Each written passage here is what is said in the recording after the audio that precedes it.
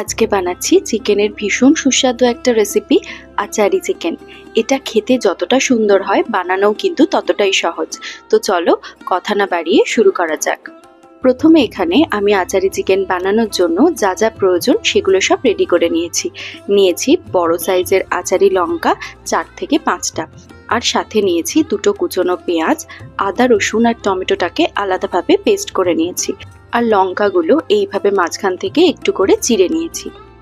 এবার আচারি মশলা বানানোর জন্য নিয়েছি 1 চামচ মৌরি, 1 চামচ মেথি দানা, একই পরিমাণ গোটা ধনে আর জিরে, 1/2 চামচ কালো সর্ষে আর সামান্য কালো জিরে।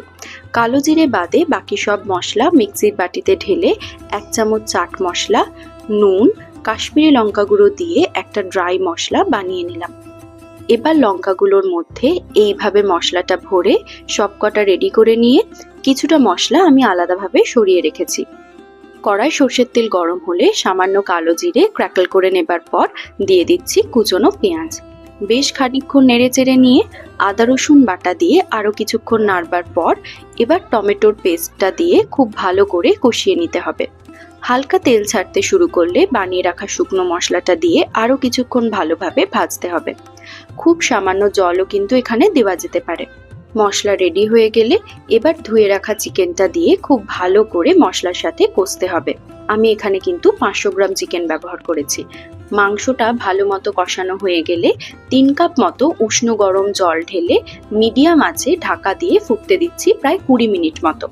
মাঝে মাঝে ঢাকা খুলে অল্প নাড়িয়ে নিয়েছি যাতে কড়ার নিচটা ধরে না যায়। 20 মিনিট পর দেখো মাংসটা প্রায় সেদ্ধ হয়ে গেছে আর ঝোলটাও অনেকটাই গাঢ় হয়ে এসছে। এবার আচারি লঙ্কাগুলো এক এক করে ঝোলে ডুবিয়ে উপর থেকে দিলাম একটা পাতিলেবুর রস, স্বাদ মতো নুন আর 2 চামচ আচারের তেল। সবটা হালকা হাতে মিশিয়ে নিয়ে ঢাকা দিয়ে আরও কিছুক্ষণ ফুটিয়ে নামিয়ে নিলেই পরিবেশনের জন্য তৈরি গরম গরম আচারি চিকেন। ভাত, রুটি, পরোটা যার সাথে ইচ্ছা সার্ভ করে দাও।